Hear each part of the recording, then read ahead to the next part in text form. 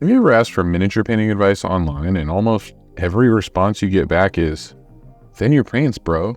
But then they don't actually tell you how to thin your paints?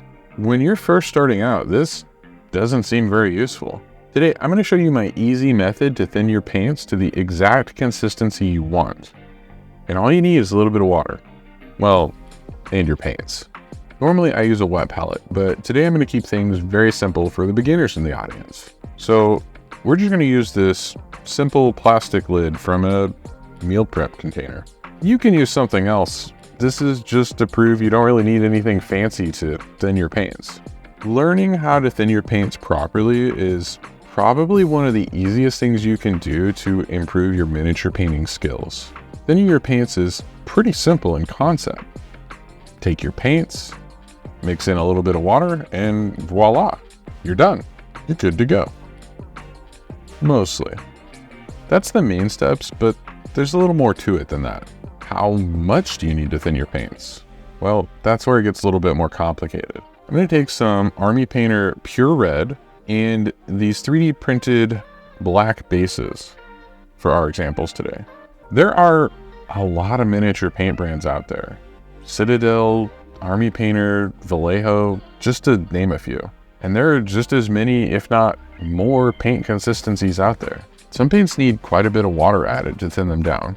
Others need very little, if any. This is probably a good time to point out that we're talking about regular acrylic paints here, not transparent paints like Army Painter's speed paints or Citadel's contrast paints. Those can also be thinned down, but usually you want to use something known as a medium that can be mixed with them better. Water generally isn't recommended to thin those paints down. I'm going to take my Pure Red and shake it up really good.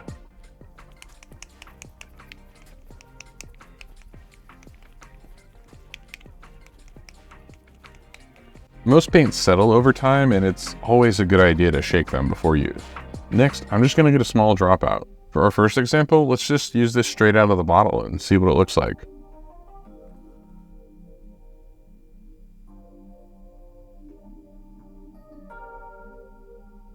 Notice anything? That's right.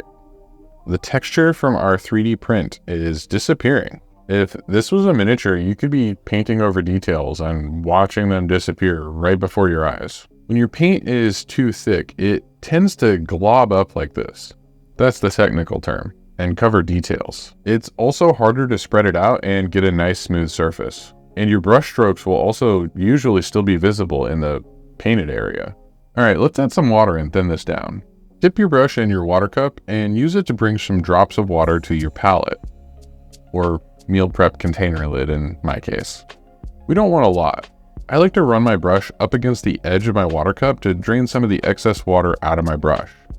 If you still have too much, you can dab it up against a paper towel to absorb some of the moisture too.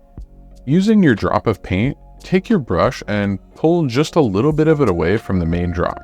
This makes it easier to thin down, but also keeps the paint in the drop from drying out as quickly. If you spread out the entire drop, it has much more surface area contacting the air, so it dries out super fast. This looks really runny. Let's give it a test real quick. Do you see what's happening? We're barely getting any coverage at all. I thinned this out too much and the paint pigments have spread out into the water. We've basically made our own wash, or maybe a glaze. Glazing is a really cool technique where you can take this super thin down paint and brush it over your other paints to help smooth color transitions and blend layers. We've thinned it down too much for normal layering, but this is still really useful as a glaze. Keep that in mind for the future. All right, third time's the charm, right? Let's take a little bit less water this time and pull out some more paint from our drop. You could also take our glaze consistency paint that we already made and add some more paint to that to help thicken it back up a bit. All right, let's go back to our test. Do you see what's happening here?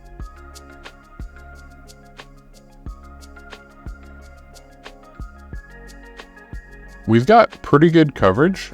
A lot of the black is still showing through. That's okay though. This right here is the consistency that I usually like to paint with. You might end up liking your paints a little thinner or maybe even a little thicker. A lot of this is personal preference. At this thickness, I can usually paint over my model with just a handful of thin layers. I don't lose any details on the model, and I have a really smooth finished paint job. A little trick I learned from watching other YouTubers when I first started a few years back is to paint the back of my hand. If your paint is too thick, your brush will usually leave behind plow lines and cover up the texture of your skin.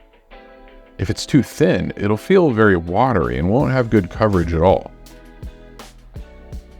Right in the middle, you'll have that nice smooth application and good coverage, while still showing the texture of your skin underneath. If you need some beginner tips on using washes, you should check out this video on screen right now.